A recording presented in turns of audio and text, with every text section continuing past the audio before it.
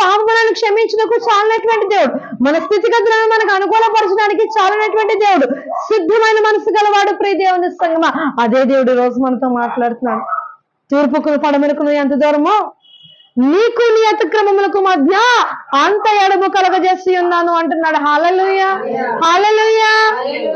చూడండి, మన అతిక్రమములు ఆయన గుర్తు తెచ్చుకోలేనంత ఎడముగా, ఆ గుర్తు తెచ్చుకోలేనంత విధంగా ఆయన ఎన్ని రకాలుగా అయితే చేయాలో అన్ని రకాలుగా చేస్తూ ఆ యొక్క తప్పిదములను ఆయన మర్చిపోతున్నాడు, మనం చేసిన తప్పిదాలు. కానీ మనం ఏం చేస్తున్నామంటే వాటిని మర్చిపోక దినదినము అవే చేస్తూ దేవుని యొక్క గాయాలు మనం ఏం చేస్తున్నామండి, రేపుతున్నామని దేవుని యొక్క వాక్యం ఈ రోజు మనతో మాట్లాడుతుంది. కాబట్టి ఏదైనా దేవునికి వ్యతిరేకమైనది నీలో ఉందా?